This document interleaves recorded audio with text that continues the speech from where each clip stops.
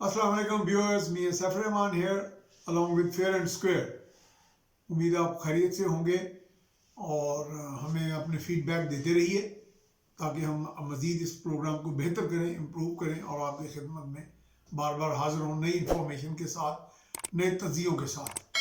تو تجزیوں اور تبصروں کی جب بات ہوتی ہے تو جیسا میں نے پہلے بھی عرض کیا ایک آدھ پروگرام میں، تو بطور صحافی، بطور میڈیا پرسن ہم بہت سے لوگوں کو ملتے ہیں. کبھی آف دی ریکارڈ باتیں ہوتی ہیں، کبھی آن دا ریکارڈ بھی ہوتی ہیں.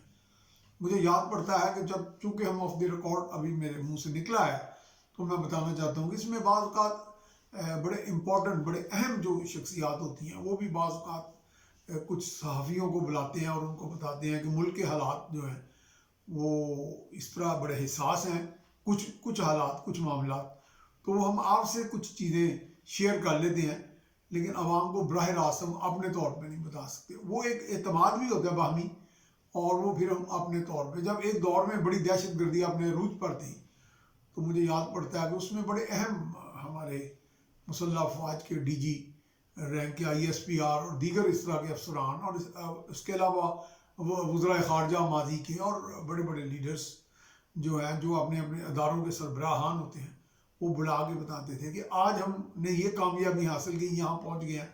لیکن ہم اس وقت اپنے طور پہ جب ہم آن دا ریکارڈ بات کریں گے تو وہ ہم اپنے جو مقاصد ہیں، نیک مقاصد، گولز، وہ اچیو نہیں کر سکیں گے. تو اس طرح میڈیا کا ایک اپنا چولی دامن کا ساتھ ہوتا ہے اداروں کے ساتھ جو ملک کی باغ ڈور جنہوں نے سنبھالی ہوتی ہے اور اس کا سیکیورٹی نظام چلا رہے ہوتے ہیں. تو وہ ایک علیحدہ بات ہے جب ہم کرٹیسائز کر دیتے ہیں کہ جی میڈیا کے لوگ یہ کر رہے ہیں، کوئی معلومات ہاتھ میں لگتی ہے یا احساس، تو اس کا احساس نہیں کرتے کہ کون سی بات کہہ دینے والی ہے اور نہیں کہنے والی. بہرحال ہماری تو تربیت ہی ہوتی ہے. میں خود چونکہ شعبہ صحافت کا استاد بھی ہوں، ایک سینئر جرنلسٹ ہونے کے ناطے، تو میں جو پڑھاتا رہا ہوں یونیورسٹیز میں یہی کہتا رہا ہوں کہ ہر بات کو سوچ سمجھ کے آبجیکٹو طریقے سے پیش کرنی ہے اور غیر جانبدار طریقے سے. تو آج کی جو تازہ ترین جو باتیں چل رہی ہیں وہ تو آرڈیننس، ہر طرف آرڈیننس کی آہو پکار ہے. اور اس وقت اپوزیشن PDM والے جو ہیں بڑے متحرک ہوئے ہیں اور اپوزیشن کو اور اس آرڈیننس کا جو اجرا ہوا ہے سینٹ کے شفاف ان انورٹڈ کامرس الیکشن کرانے کا جو ایک دم جوش چڑھا ہے ہمارے وزیر اعظم عمران خان اور ان کی پارٹی والوں کو، اس پر انہوں نے ان کو تنقید کا نشانہ بنایا ہے. اس میں میں اپنی رائے بھی دوں گا جو لوگوں کی رائے پر بھی مبنی ہے اور میری ذاتی رائے بھی ہوگی. اس میں اس وقت میں سابق ہمارے وزیر خزانہ اسحاق ڈار، ان کی بھی جو ٹویٹر پر ایک رائے سامنے آئی ہے وہ میں آپ کے گوشے گزار کروں گا. انہوں نے کہا ہے کہ آرڈیننس کی جب سپریم کورٹ میں آپ ایک ریفرنس دائر کرتے ہیں صدر مملکت کی طرف سے، تو اس کے بعد آپ کو سپریم کورٹ کی طرف سے ایڈوائس آنے کا انتظار کرنا چاہیے تھا. اتنی کیا جلدی تھی؟ ابھی تو الیکشن میں بھی کچھ دن ہے، تو آپ نے آرڈیننس جاری کر دیا. اور آرڈیننس کے لیے انہوں نے تجویز دی ہے کہ اپوزیشن کے ارکان جو سینٹ میں ایک اچھی خاصی تعداد میں ہے وہ سینٹ کا اجلاس ریکویزیشن کریں.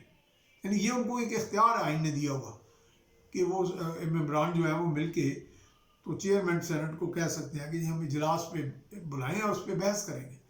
تو اس میں کوئی آپس میں اتفاق رائے کریں، بھلے وہ پیپلز پارٹی، نون لیگ اور مولانا فضل الرحمان اور دیگر جماعتوں میں کچھ معاملات پر بھلے تھوڑے بہت چھوٹے موٹے اختلاف ہوں بھی، لیکن اس میں اتفاق رائے سے چلیں. میں اسحاق ڈار صاحب کی اس تجویز سے بالکل متفق ہوں کہ سینٹ کا اجلاس جو ہے وہ ریکویزیشن کیا جائے اور وہاں اس پر پوری بحث کی جائے. آخر یہ ایک بہت بڑا فورم ہے، وہ فورم جو ہے اس کے جو اراکین ہیں وہ اپنا تحفظ کریں قانون اور آئین کی روح سے. جو آئین نے وہاں پہ جو قوانین رائج کیے ہیں ان کا تحفظ کریں. اور پرٹیکولرلی اگر کچھ کرنا بھی ہے آئین کے اندر ترمیم تو پھر سب کام مشاورت سے ہوں. اس وقت PTI اور وزیر اعظم تو کہہ دیتے ہیں کہ جناب مخلوط حکومت ہے، ہمیں بھاری اکثریت نہیں ملی، 2/3 اکثریت نہیں ہے دونوں ایوانوں میں، اور پھر کس طرح ہم آئین میں ترمیم کریں گے. تو اس کے لیے ہم نے سپریم کورٹ کی طرف رجوع کیا تھا. یا تو سپریم کورٹ کی طرف رجوع کرنے کے بعد وہاں ایک ریکویسٹ، ایک پٹیشن دائر کرتے تھے کہ جی ہمارا اگلا جو شیڈیول آنے والا ہے الیکشن، اس کے دوران آپ ایڈوائس دے دیں. اور میرا خیال سپریم کورٹ تو بڑی تیزی سے وہ ساری سنوائی کر رہا ہے، وہ سماعت ہو رہی ہے، الیکشن کمیشن کا موقف آ گیا، صوبوں کا آ گیا ہے. غالباً بار کونسلز کا بھی اس میں طلب کیا گیا تھا، تو وہ بھی اپنی آراء دے چکے ہیں، بڑے بڑے جو ہمارے ماہرین قانون ہیں. اور دوسری اسی میں جب چونکہ ماہر قانون کی میں نے بات کی، تو اظہار ڈالنے کا جو ہائی کورٹ بارز ہیں، بار ایسوسیشنز ہیں، وکلا کی تنظیمیں ہیں، وہ بھی سپریم کورٹ میں جا سکتی ہیں. انہوں نے تو اپنی طرف سے کہا کہ کنٹیمپٹ آف کورٹ فائل کریں، لیکن غالباً کنٹیمپٹ آف کورٹ تو تب ہوتی ہے کہ اگر سپریم کورٹ کا کوئی حکم جاری ہو گیا ہو تو اس کی حکم عدولی ہو.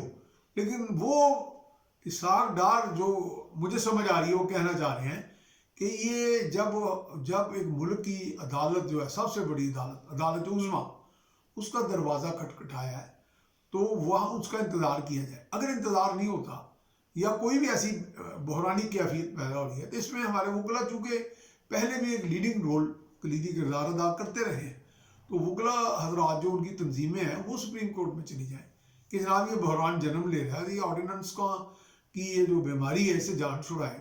مجھے یاد پڑتا ہے کہ پچھلا جو ہمارا پارلیمانی سال تھا اس میں 31 آرڈیننس جاری کیے گئے تھے.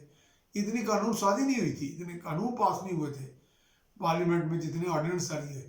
تو یہ کیا کس بات کی نشاندہی کرتا ہے؟ اس سے قبل جو پہلا پارلیمانی سال تھا موجودہ حکومت کا، تب بھی صدر مملکت کے ذریعے جو ایڈوائس دے کے وزیر اعظم ان کو بھیجتے ہیں، ان کے ذریعے 7 آرڈیننس جاری کرائے گئے. اب پھر ایک آرڈیننس آ گیا. تو یہ آرڈیننس کا جو ہے یہ قانون سازی کی اسپرٹ، قانون جسے لیجسلیشن کہتے ہیں، اس اسپرٹ کی نفی ہے. بھلے آپ کے ہاں اکثریت وہ نہ ہو، لیکن اگر آپ اپنی جگہ سچے ہیں تو پارلیمنٹ کے اندر آپ بات کرتے رہیں اور بات آپ کی کبھی نہ کبھی مانی جائے گی. مشاورت کا ایک فورم ہے بہت بڑا. اس میں چونکہ آپ زیادہ تر ہمارے جو آپ کے بھی کہہ سکتے ہیں جو ایک بڑے ملنسار دوست تھے ڈونلڈ ٹرمپ امریکہ کے، جن کے بارے میں کہا جاتا ہے گو اٹ الون، وہ اپنی ہی پرسنلائز اپنی ذات کے حوالے سے ہی فیصلے کر لیتے تھے، اپنی ذات کے اندر ہی وہ چلتے رہتے تھے. تو آپ بھی اس طرح کے اگر ذاتی طور پہ فیصلے کریں گے تو پھر اگر پارلیمانی نظام حکومت کے پنپنے کے لیے یہ ضروری ہے کہ آپ دوسروں کے لیے ایکسیپٹیبل ہوں، قابل قبول ہوں. آپ ان کو ایسا تاثر دیں کہ ہم سب نے مل جل کر، اپوزیشن، حکومت، P D M, Peoples Party, Noon League, P T I, چھوٹی جماعتیں، بڑی جماعتیں، سب نے مل کر نظام حکومت چلانا ہے. یہ ایک شراکت کا نظام ہے، یہ مشترک نظام ہوتا ہے جس میں سب سیاسی لیڈرز، نمائندے مل کر نظام چلاتے ہیں. لیکن یہاں تو آپ نے کہا کہ میں اکیلا ٹھیک ہوں باقی سب برے ہیں.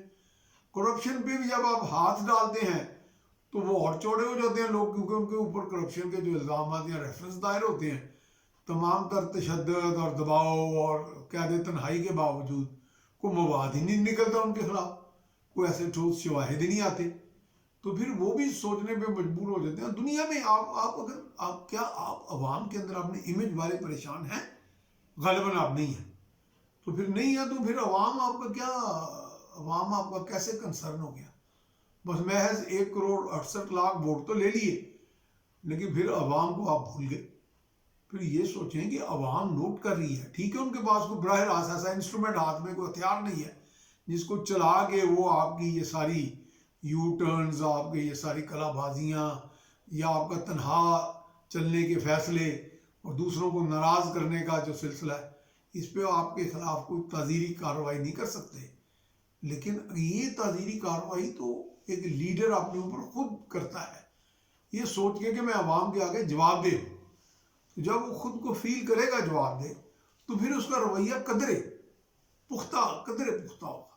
تو ہم اس پختگی کی آپ سے بھی توقع کرتے ہیں اور امید ہے کہ آپ جو کہ لیڈ کر رہے ہیں اس ملک کو ایک وزیر اعظم کے طور پہ، تو اس وقت آپ پرسنلائزڈ اپروچ چھوڑیں، ایک صرف اپنی ذات کے دائرے سے باہر آئیں، دوسروں کو بھی اپنے جیسا اچھا سمجھنے کی کوشش کریں اور ملک میں ایک اچھا سازگار ماحول پیدا کریں، لوگوں میں جینے کا حوصلہ دیں ان کو، تاکہ وہ سب مل جل کر معاشی مسائل، سماجی ناانصافیوں کے خلاف ایک جہاد جو ہے وہ جاری کر سکیں اور ایک قیادت کے اندر ایک نیچے رہ کے سیاسی قیادت کے وہ سمجھیں کہ ہم اپنی منزل پا لیں گے. تو امید ہے کہ ہمارے ناظرین کو یہ پیغام اچھا لگا ہوگا اور ہم آپ سے ریکویسٹ کرتے ہیں کہ یہ پیغام، یہ سوچ، تجزیہ اور لوگوں سے بھی شیئر کریں اور آگے پہنچائیں. تو مجھے آپ اجازت دیجیے. اللہ حافظ.